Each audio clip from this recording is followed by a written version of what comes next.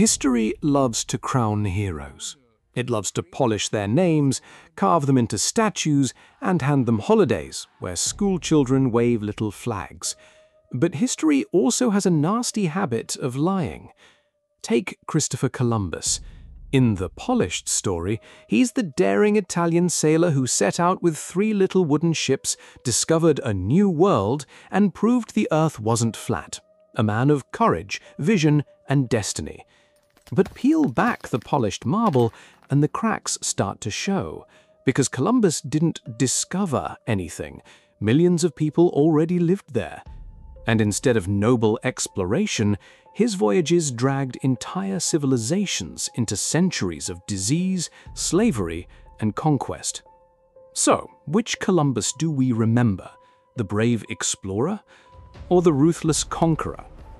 The truth is messy, and it begins not with a hero on a ship, but with an ambitious outsider clawing his way into Europe's most powerful courts, ready to gamble everything on an ocean that most of his peers thought only led to death. Picture a port city in the 1450s. Narrow alleys that smell like fish guts and salt water, sailors brawling outside taverns, merchants yelling over crates of olives, and ships groaning in the harbor like tired beasts. This was Genoa, a city on the Italian coast where fortunes were made at sea, but where most kids didn't dare dream beyond their next meal. And then there was Cristoforo Colombo, not the son of nobility, not the chosen heir of power, just the child of a war weaver. His father's trade meant hours spent dyeing fabric, haggling for coin, and scraping enough together to keep the family fed. It was honest work, respectable, but to young Christopher, it was suffocating. He wanted more, because the Genoa of his childhood was buzzing with something bigger than fish markets and fabric shops.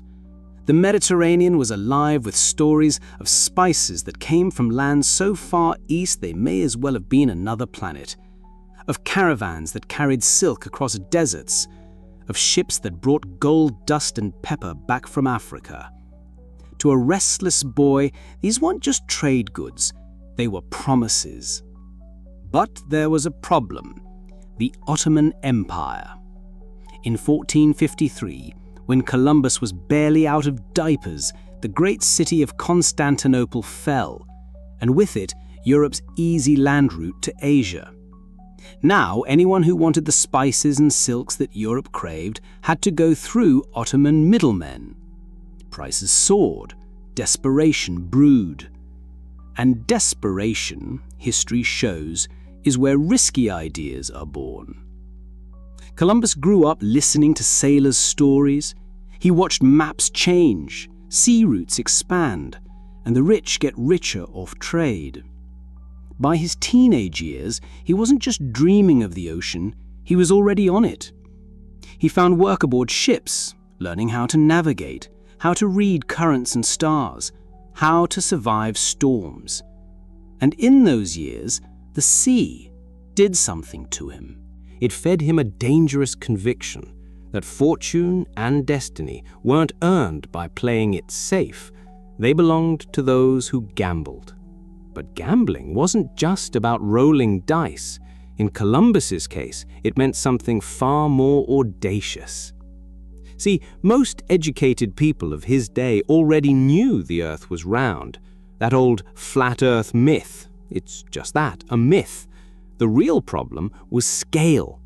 Everyone believed Asia was far, far away if you sailed west, too far for the fragile ships of the time to survive.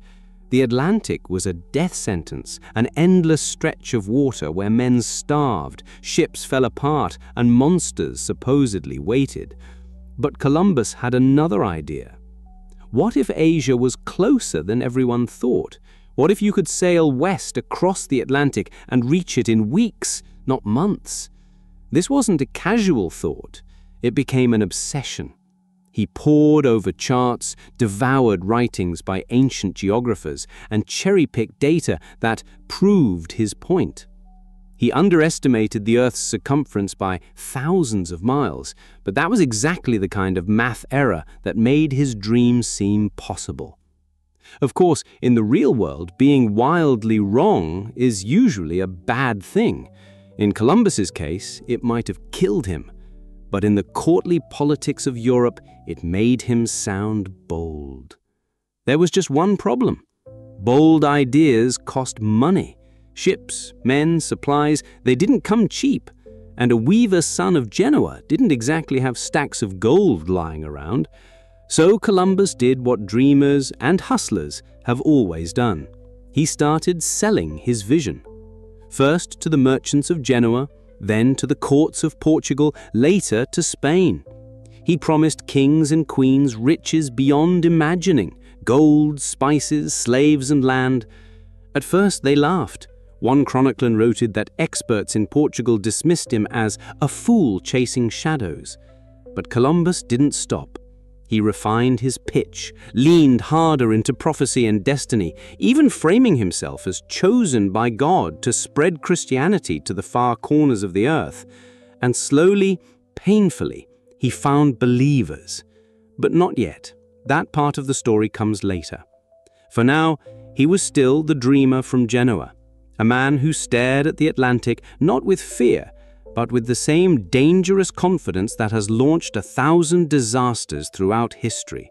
The kind of confidence that could either change the world or destroy it. Imagine standing on the docks of Palos in 1492. The salty tang of the Atlantic cuts through the air, ropes creak against weathered wooden masts, and the town buzzes with a mix of awe, suspicion, and quiet fear. At the center of it all is a man with piercing eyes and a voice that could charm a queen or infuriate a courtier. Christopher Columbus. For years he'd been dismissed as a dreamer, a fanatic even, chasing a shortcut across a sea that most believed was endless. To his critics, his plan was nothing short of suicidal. To him, it was destiny. Europe in the late 15th century was hungry for wealth, for spices, for power. But reaching the fabled riches of Asia meant either navigating the treacherous overland Silk Road or sailing all the way around Africa. Columbus thought he had the solution: sail west across the ocean sea, reach Asia faster, and change history forever. Simple in theory, dangerous in practice. The problem was that most scholars and even sailors knew the Earth was round. That wasn't the issue. The issue was distance. Calculations from ancient Greek mathematicians suggested the ocean was far too vast to cross with the ships and supplies of the time. Columbus disagreed. He believed the world was smaller, that Asia was much closer than everyone thought. To skeptics, it was a gamble with human lives at stake. Christopher wasn't a scientist. He was a salesman. For years, he pitched his plan to courts across Europe, Portugal, England, even Italy. Rejection after rejection piled up. Too risky, too expensive, too unlikely. But Columbus had two qualities his critics didn't: persistence and luck. In Spain, Ferdinand and Isabella had just completed the Reconquista, driving the last Muslim kingdom out of Granada. Flush with victory and eager to prove their kingdom's rising power, the monarchs were looking for bold ventures. After years of lobbying, Columbus finally won their support. But even then, it wasn't a blank check. The monarchs gave him a small fleet, 3 ships, not the grand armada he dreamed of: the Niña, the Pinta, and the Santa Maria. Hardly the stuff of legends at first glance, but enough to gamble with. On August 3rd, 1492, Columbus set sail into uncertainty. Behind him, the bells of Palos tolled in the morning light. Ahead of him lay only the horizon, stretching into the unknown. For weeks, the ocean stretched endlessly. Food supplies dwindled, and whispers of mutiny spread. Sailors weren't afraid of falling off the edge of the earth. They were afraid of never seeing land again. Every sunrise brought tension, Every sunset deepened despair.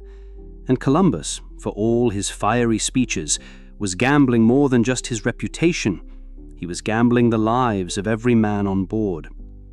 The ocean sea was either going to make him immortal or bury him in obscurity. And yet, in the dark gamble of history, Columbus was about to draw the winning hand. Imagine standing on the deck of a wooden ship, its hull groaning as it cuts through waves blacker than ink.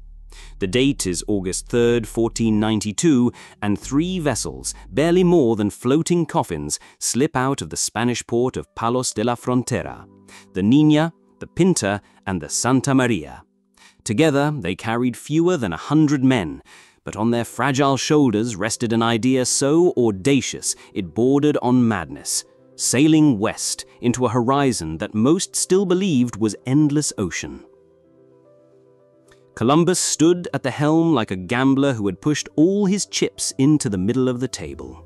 He wasn't just wagering his own life, he was gambling with the lives of every man aboard, the credibility of Spain's monarchs, and his entire reputation. Forget the romantic paintings of heroic sails billowing in golden light. The reality was claustrophobic, stinking, and terrifying. The ships were cramped and wet, rats scuttled in the shadows, food supplies, salted meat, stale biscuits, wine gone sour, rotted faster than expected. Fresh water quickly turned brackish, writhing with worms. Every creak of the wood reminded the men that the Atlantic was a vast graveyard, and their boats were little more than tinderboxes. Sailors feared what lay ahead not just because of the distance, but because of the unknown. Medieval maps depicted sea serpents lurking at the edge of the world. Stories of whirlpools that could swallow entire fleets haunted their imaginations. Even though educated men no longer believed the earth was flat, the crew still whispered about the possibility of falling off its edge into nothingness. As days turned into weeks, and weeks stretched into months, dread grew like mold in the holds. Morale crumbled. Sailors muttered about mutiny. Some demanded they'd turn back before supplies ran out. Columbus countered with a mix of leadership and trickery. He kept 2 sets of logs, one with the true distance traveled, the other falsified to make the journey seem shorter. He delivered rousing speeches about the glory and riches that awaited them: gold, spices, silks, and eternal fame. But deep down, he too knew the truth.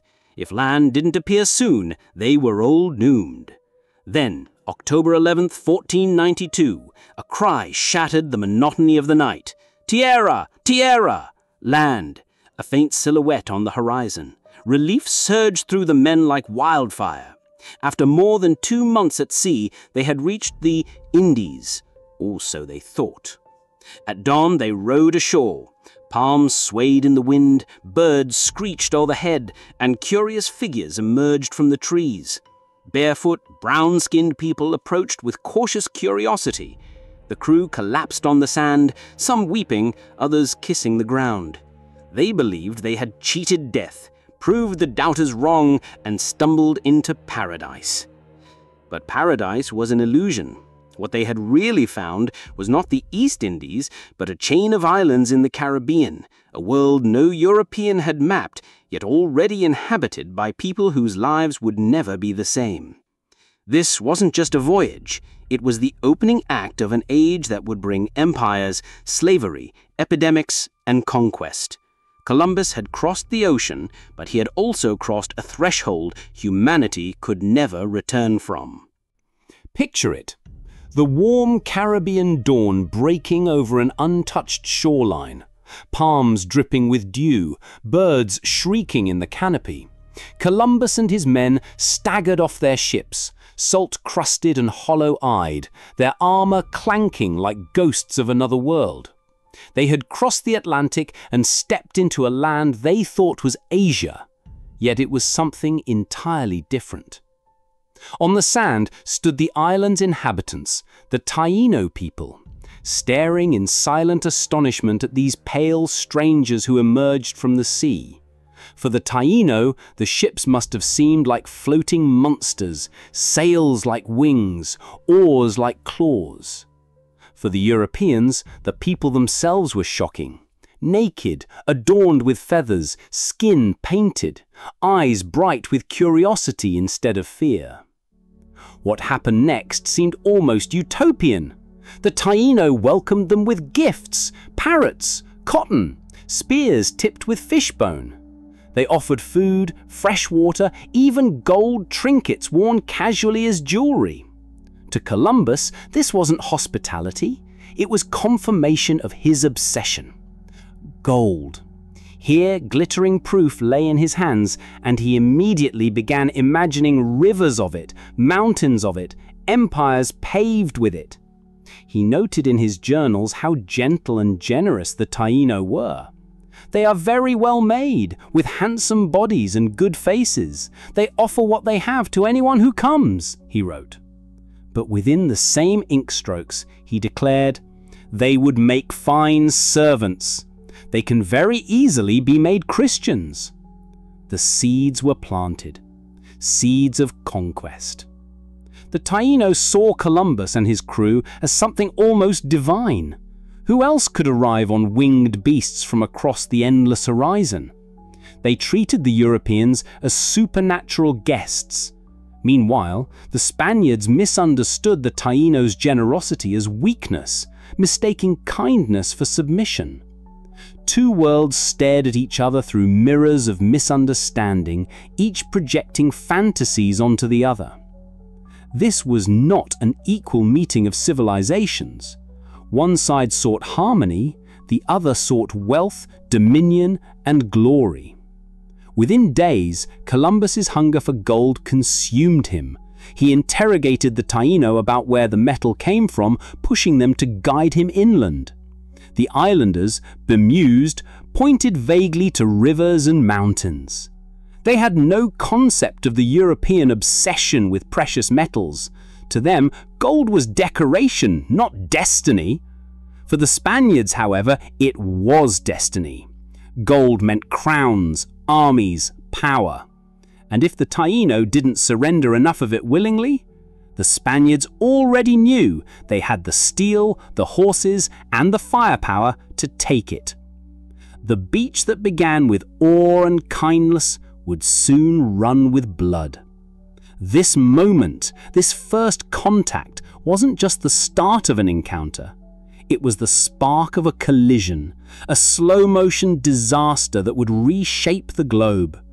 For the Taino, it was the beginning of an ending. For Columbus, it was proof that the gamble of the ocean had paid off. But like all gambles, the house, the universe, was waiting to collect its debt. The voyage home was a paradox. On one hand, the ships creaked under the weight of glory, parrots squawking in cages, a few nuggets of gold gleaming like divine proof, and most shocking of all, several Taino captives, living trophies of the new world Columbus had stumbled upon. On the other hand, the sea reminded them that triumph was fragile. Storms battered the fleet, waves tearing sails, water pouring into the hold. At one point, Columbus believed the Santa Maria's wreck was an omen, a warning from God himself. But fortune favored him. After months at sea, battered yet alive, the remnants of his expedition reached Spain. When word spread, it wasn't just news, it was spectacle. Picture the scene. Castilian streets clogged with citizens craning their necks, children darting between legs, nobles pressing forward for a glimpse. At the center, Columbus, striding with the confidence of a man who had rewritten maps. Behind him, his Taino captives, dressed in feathered headdresses and beads, became living evidence of worlds that had once been myth. He laid treasures before Ferdinand and Isabella, trinkets, spices, parrots, and above all, gold. Not piles of it, not yet, but enough to ignite the imagination of an empire. Columbus promised that rivers of it awaited just across the sea, and to monarchs desperate to outpace Portugal, his words were more valuable than bullion. Columbus was knighted. His titles, Admiral of the Ocean Sea, Governor of New Lands, were confirmed. He wasn't just a sailor anymore, he was a prophet of empire. But while Spain celebrated, across the Atlantic, the story was different. The few men Columbus left behind in a makeshift settlement, La Navidad, were already unraveling the fragile relationship with the Taino. Greed twisted their every interaction. The generosity of the islanders was exploited, their women taken, their resources consumed. By the time Columbus prepared his second voyage, the paradise he had painted in Spain was already cracking at its foundations. Here's the irony. Columbus's triumph was built on exaggeration. He promised gold as if it were infinite. He promised docile natives ready to serve. He promised lands rich beyond imagination. Spain believed him because they wanted to. But every promise carried a shadow, and when Columbus returned to the Caribbean with 17 ships and 1,200 men in 1493, those shadows followed him. The triumph in Spain had set an unstoppable machine in motion. What began as awe and curiosity would now become conquest and cruelty. The hero of Seville would soon become the governor of an empire he could not control. When Columbus returned to the Caribbean in 1493, it was no longer a daring gamble. It was an invasion. This time he didn't arrive with 3 fragile caravels and a handful of men. He arrived at the head of an armada, 17 ships, 1,200 settlers, soldiers, priests, and craftsmen. Spain wasn't coming to explore anymore. It was coming to own. The Caribbean islands, once painted as a paradise of peace, were about to be recast as Spain's first colony. Columbus and his men immediately searched for gold, digging into riverbeds, tearing up villages, and forcing the Taino into labor. It was no longer about marveling at parrots or collecting exotic fruit. It was about extraction. Those who resisted were punished with cruelty that echoed through history. Natives were branded with hot irons, their hands chopped off if they failed to deliver enough gold dust. Entire villages burned when they rebelled. The Taino had welcomed the strangers with gifts and kindness. Now their generosity became their downfall. Columbus was no longer just an explorer. He was governor, judge, and executioner. But he wasn't cut out for ruling. His men, promised wealth, grew restless when rivers of gold failed to appear. Tensions erupted between colonists and natives, and even among Columbus's own ranks. Spain had wanted a paradise overflowing with riches. Instead, they got a brutal experiment in colonization, one held together by violence and the charisma of a single man. And yet, for the Spanish crown, the math still worked. Even if gold wasn't as plentiful as Columbus had boasted, the empire's first foothold in the Americas was secure. What happened in Hispaniola would echo across centuries. The model was set. Arrive with ships, enslave the natives, demand gold, and when it runs out, demand land, labor, and loyalty. The Caribbean became the laboratory where European colonization was perfected, with Columbus as its unwilling architect. But behind the triumphs lay shadows. Disease spread, populations collapsed, the Taino, once numbering in the hundreds of thousands, began vanishing before Columbus's own eyes. And still, he insisted he had found the gateway to Asia, clinging to the fantasy, even as the reality crumbled. The empire had begun, but so too had the unraveling of Columbus's legacy. For years, Columbus had been the face of Spain's New World dream, a visionary who had crossed the ocean and returned with proof that empires could be born from uncharted seas. But by the late 1490s, the sheen was wearing off. Columbus's governance in Hispaniola descended into chaos. He ruled with an iron fist, punishing rebels, both Spanish colonists and indigenous alike, with brutal methods. Reports of cruelty trickled back to Spain, forced labor camps, executions, even accusations that Columbus's brothers, left in charge during his absences, abused their power. Spain had expected order and profit. Instead, they got rebellion and scandal. In 1500, Ferdinand and Isabella finally lost patience. They sent Francisco de Bobadilla, a royal investigator, to restore order. When Bobadilla arrived in Hispaniola, the colonists lined up to complain. The charges were damning: tyranny, corruption, mismanagement. Columbus, the man who had once kneeled before monarchs as their champion, was arrested. He was chained, shackled like a common criminal, and shipped back to Spain. The image shocked Europe. The Admiral of the ocean sea dragged home in irons. Columbus, humiliated, begged the monarchs to hear him out. To his relief, they ordered the chains removed and pardoned him. But forgiveness did not mean restoration. Though allowed another voyage, his political power was gone. The titles he had fought for, the governorship, the control of new lands, were stripped away. He was no longer the master of an empire. He was just another explorer. Columbus embarked on a fourth voyage in 1502, desperate to reclaim his glory. But storms, shipwrecks, and illness haunted him. Stranded for months in Jamaica, begging for rescue, he seemed a shadow of the man who had once dared the unknown. By the time he returned to Spain in 1504, aged and broken, his patron Queen Isabella was dead. His health collapsed. On May 20th, 1506, in Valladolid, Columbus died, still insisting he had reached the shores of Asia. He left behind no great fortune, no secure titles, just controversy. Columbus had gambled everything: reputation, loyalty, and truth. He had found a new world, but lost his own place within it. Columbus is dead, but his story never stayed buried. In the centuries after his voyages, Columbus was mythologized into something larger than life.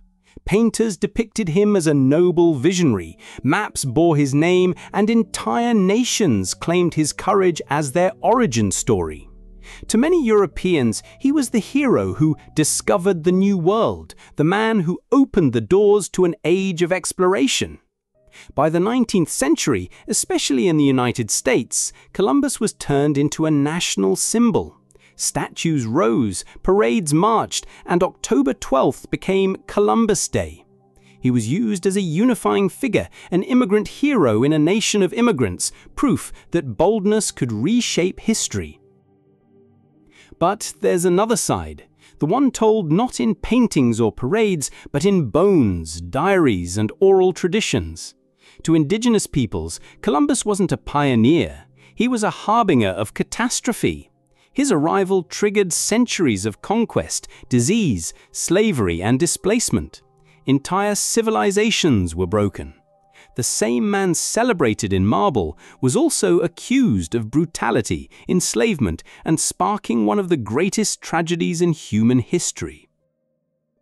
Today, Columbus stands at the center of a cultural battlefield. To some, he embodies courage, exploration, and the human spirit's defiance of the unknown. To others, he represents greed, cruelty, and the birth of colonialism's darkest chapters. Cities tear down his statues, others protect them. Schoolbooks are rewritten, holidays are renamed. Even more than 500 years later, his shadow stretches across politics, identity, and memory. Columbus set out to find a shortcut to Asia. Instead, he stumbled into a world already full of people, cultures, and histories. His journeys reshaped the globe forever, bridging continents, altering economies, and rewriting human destiny. But his name, it remains unsettled. To praise him feels like excusing conquest. To condemn him feels like denying his impact. That's the paradox of Columbus, a man who never found what he was looking for, yet changed everything. A man remembered not for who he was, but for what his voyages unleashed. And maybe that's why, half a millennium later, we're still arguing. Because in Columbus, we don't just see the past, we see ourselves, our ambition, our cruelty, our hunger to explore, and the price we're willing to make others pay for it. Thank you for watching. Until next time, Mithrin.